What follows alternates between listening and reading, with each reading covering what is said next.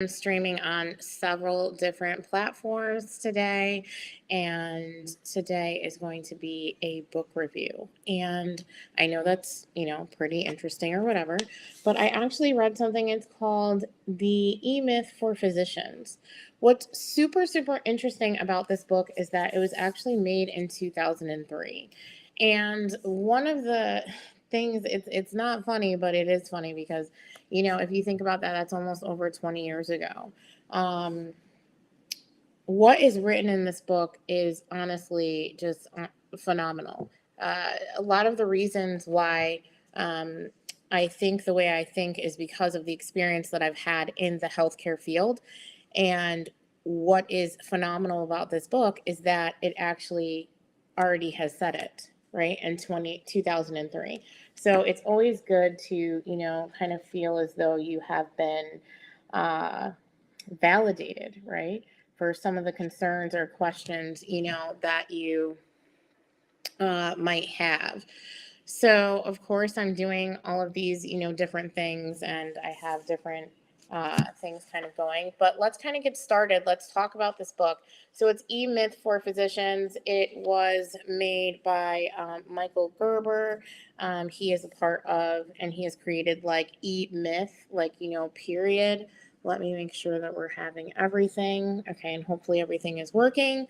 So, let's kind of go over this book. This book is amazing, and the book is amazing because it talks about, the mindset of a physician. Um, but one thing I don't want you to get it basically twisted, okay, about this book. It does say E Myth for the physician, but it's really saying the E Myth for the healthcare provider, right? It's not just for the physician. So, again, if you're a nurse practitioner, if you're a licensed clinical social worker, if you're a licensed counselor, this book, basically is for you. And so let's kind of go over just a little bit of this. This isn't going to be a really long live, but I wanted to also like kind of read some quotes, around here. And when I say doctors, please everyone remember, I'm talking about healthcare providers. So and I'll just replace it. So here's a couple things that, are said in this book, right? Most healthcare providers don't think of themselves as business people, and that's the problem because that's exactly what they have to be in order to own a practice. And this is the stigma or the bias that I am trying to change in the healthcare field. I want to make sure that people understand that just because you're in healthcare does not mean that you can't make money, and just because you make money does not mean that that you're not helping people, and just because you have certain things doesn't mean that you're less moral or anything like that, right? Um, just because you help people does not mean that you cannot get paid for it. So let's just stop that stigma right now, right? Let's cut that kind of out because you're getting paid, for your services. The other thing is, healthcare providers also forget that again, like I said, this is entrepreneurship, and I do know that my dog is barking in the background, but guess what? This is live, and this is how it goes, right? So with this book, there's so many different things that I learned. So I just want to make sure that we kind of go through some of these things. So one of the biggest things that I always talk about is on the subject, of money.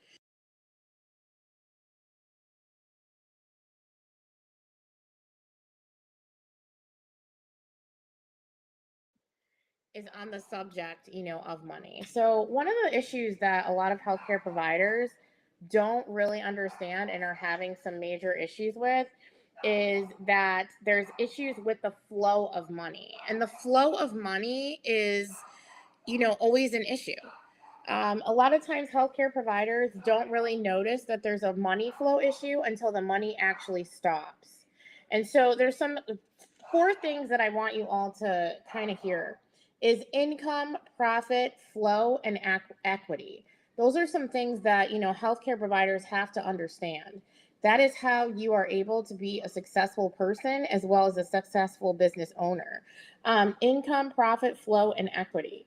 Think about that. The flow of money is super, super important. And this is where, insurance comes in. And this is where a lot of people kind of get combative. But if you can, kind of work with me here, I think it will be really, really helpful for you as a healthcare owner, or private practice owner. Your practice has the ability to repeat, and um, its performance is the most critical ability it can have. So one of the things that he talks about is actually McDonald's. So we all know McDonald's is all around the world. Well, guess what? So are private practices. But the reason why they fail is because what is being done at one practice is not being done at the other. And if you do see a successful private practice and people have like several locations and they're doing really well, I can tell you why. Because they found a system that works, and they found a system that they can duplicate, and they found a system where they can actually make themselves an enterprise. Healthcare that is an enterprise. So I'm not talking about, the Duke Medicals of the world and all of those big ones that are billing like over $3 billion. I'm talking about the private practice owner that has several locations. They have figured out, right, how can my business not only be profitable, but how can it be basically an enterprise, right? That's exactly, what you're creating. Now, what's interesting, about this book, and I've, obviously talking about it, and we'll kind of just go through, just the money flow issue, is it does explain to you like more of the mindsets and things that you might want to learn, but it doesn't tell you how to actually create it. And that's why, my webinar at yougrowhealthcare.com is super, super important for you to come to. And the reason is because I teach you how to do exactly that. So this is the mindset part, right? This is the mindset to be able to hold yourself accountable. There's some, concepts that I'm going to go through that are in this book and other literature. And it's evidence based. It's here. I mean, this is written in 2003. Again, all of these are, to me, a lot of things in here are factual. So one, there's another factor about money flow that a lot of healthcare providers don't understand. So flow is what money does in a practice rather than what money is. Okay, this is a direct quote from the E-Myth, of physicians, right? So we have to understand how the money flows. So I love how I hear how, healthcare providers say, oh my gosh, it takes so long to get paid and all of this stuff. But you have to think about it in a different way. It's not about how long does it take you to get paid, right? You have to think about this. That's what you're asking for, is instant gratification.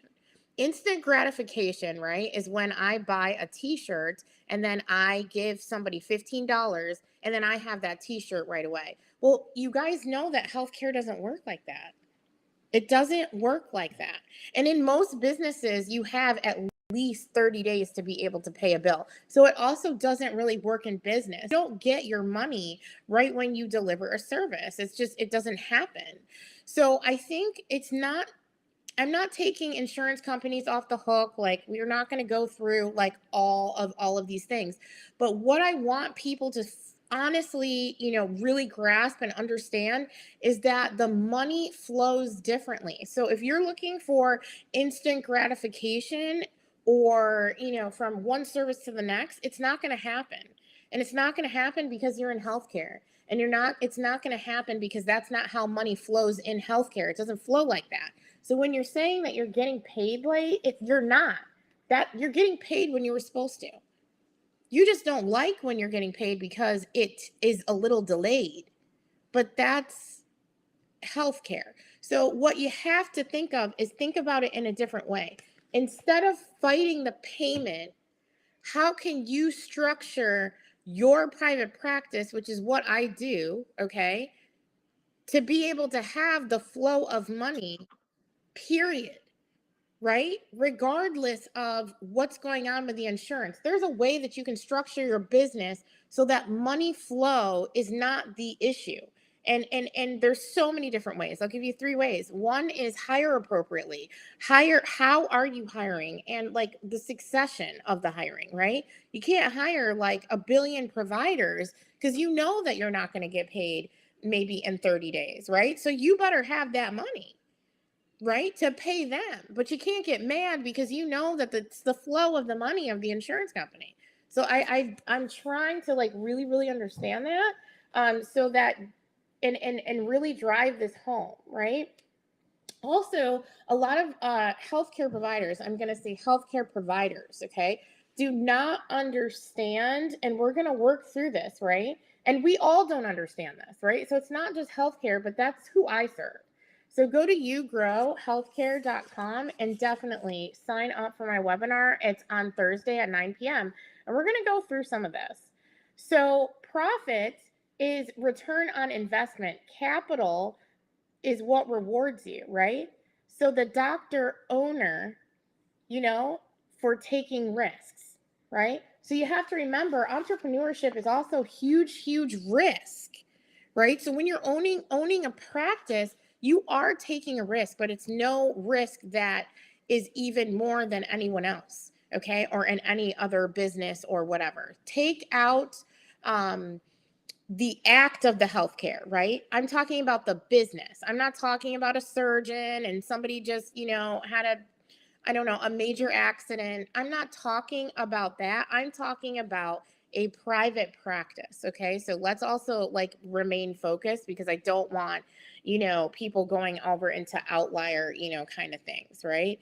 I'm talking about the private practice that sees people on a regular basis, right? You should not have emergencies every day. And we'll talk about that too. If you have emergencies every day, then something's not working, or you are actually providing care to people that might be out of your niche, or you honestly don't have enough staff or the just enough to be able to serve that, right? Because even though there's emergency rooms, right? There's emergency things that do emergency, right? So they have the crash carts and all of that stuff. Well, if your practice constantly has emergencies, there's an issue with that. But we can talk about that on another live. So today I went through kind of like 3 factors, and we're gonna basically list them for you, so that people understand. So there's 4 factors of money is what he's talking about, right? So there's income, right? So if you don't do your job right, you don't get paid. Okay. The second factor of money is profit. It's what's left over from the practice, right? Not what you think you're going to get. It's what's left over, right? And then the third is money flow. A lot of people don't understand the flow of money. There is a significant difference of a flow of money, as I said, by buying, something.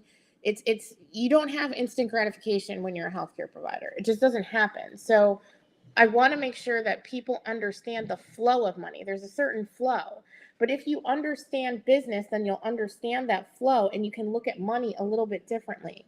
You can't look at money of exactly when am I going to get paid.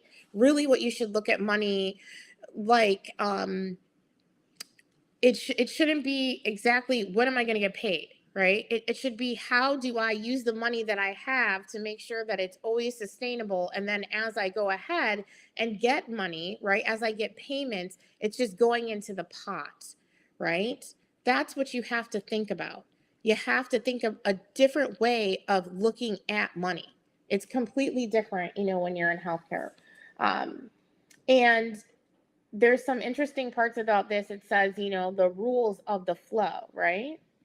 So a lot of practices, they don't go over they don't go over income statements, right? So flow is an income statement moving through time, right?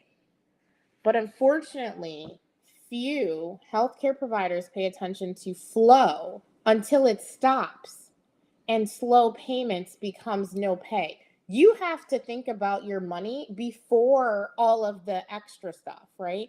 There's a maintenance that's being done, in your healthcare practice. And again, flow has to be thought of completely different. It's not about the payments, it's about the money flow. And I think that that's something that we need to really think about. Here's another quote. Another quote is, when it comes to money to flow, most doctors are flying by the peripheral seat of their pants. No matter how many people you hire to take care of your money, until you change the way you think about it, you will always be out of luck. No one can do this but you.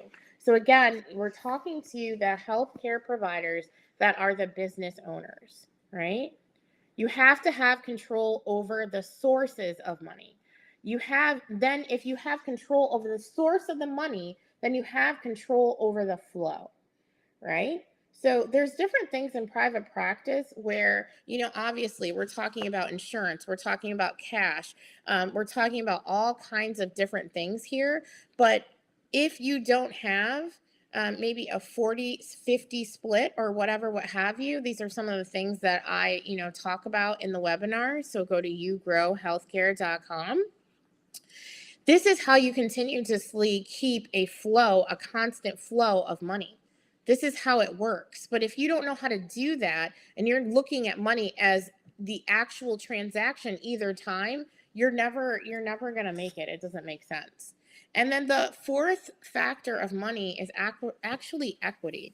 So a lot of people forget about this. And this is one reason why I actually wanted to create my own private practice. And I do. It's called atlantatelehealth.com. And you can even learn more about it at yougrowhealthcare.com at my webinar on Thursday. And I say that because it's not just because I love veterans. I love veterans. I love to help people. I have a behavioral health practice. I have nurse practitioners, and I also have licensed clinical social workers that help them through some of their difficulties in Region 4 for the Community Care Network. And I say this because it's just very interesting. When you create a practice, you guys have to understand that you own something, and that's something that's of value. So a lot of healthcare providers, or healthcare professionals, forget about equity. So we can talk about, real estate and talk about equity in our home and equity in like different types of properties and things, but you also have equity in your business. So think about that. You have equity in your business. A lot of people kind of just like let these go. They don't understand that, there's actually equity, right? So let's go over equity. So equity is the financial value placed on your practice by a prospective buyer of your practice. So I'm going to tell you right now, if you are not running your private practice or you don't know how to run it properly, how are you going to get a valuation? We're all we're humans, right? So we're not always going to be here. You're not always going to be healthy all the time. Something horrible or disastrous might happen, and who knows, do you really want to continue maybe in your practice? Maybe it's 20-30 years down the line and you're like, hey, but see, here's the problem. If you didn't create your practice with policies and procedures and things that could be duplicated and things that could run when you are gone, guess what? The equity in your practice is not going to be very good. You're going to get a very low valuation because people will not be able to pick up from where you left off. And that basically means that you're working and you have a private practice that, yes, it may have created, some revenue, but it's not everlasting. So honestly, what is the point of it, right? You can't pass it down to your kids. You can't pass it down to a charity. You can't pass that down to anyone. And I know that healthcare providers want to help people. I know that the reason why you went into this profession is because it is all about the people. But what about your family, right? What about the family that you can also help with the equity that you actually have in your private practice? But all you have to do is you have to change your mindset. You have to change your mindset, and then you have to get with people like me who understand how to actually run the practice. Okay. There's a lot of people out there that say that they've ran a practice, but then there's a couple questions that I have. Why don't they own their own? So if you love private practice that much and you are creating all these practices, why did you not create your own? Well, I can tell you what, I created my own private practice. And so all of the things that everyone goes through, I go through because I also need to understand how it feels, right? You have to talk to somebody with an actual experience. And if you want to learn even more, you go to yougrowhealthcare.com and you sign up for that masterclass, because I'm going to be talking about mindset. I'm going to be talking about finances. I'm going to be talking about, patient care, not patient care. You guys know how to take care of patients. That's what I'm teaching you. But how does that patient feel when someone answers the phone at your clinic? How does that patient feel when they walk into your waiting room? What is your waiting room culture? Do you even have one? Or is it the sit down and be quiet and turn your phone off? That might not be good for everybody. I'm just going to be honest. What does that look like? Right? Are you feeling or creating a kind of above, uh, making people feel below you, just even entering into your practice? Like, nobody here created the world. Everyone believes in so many different things, but they're a provider, somebody who helps us with health is not God. So, how do you feel and how does your patient feel when they walk through your office? It should be of warmth and love so that they continue to come. There's so many things that you have to think about, but it's hard, but it's not impossible. I just want to see people build private practices where patients want to be and also where healthcare professionals want to be. That's what I build. I build practices where everybody feels secure and safe, even the employees and even the CEO. But we can't do that if the leaders of the healthcare world don't understand business. So again, go ahead and go to yougrowhealthcare.com, and I will be there 9 p.m. Eastern time. And I'm super, super excited. And you'll learn a lot, as I said, and we'll see you soon. All right. Have a good one.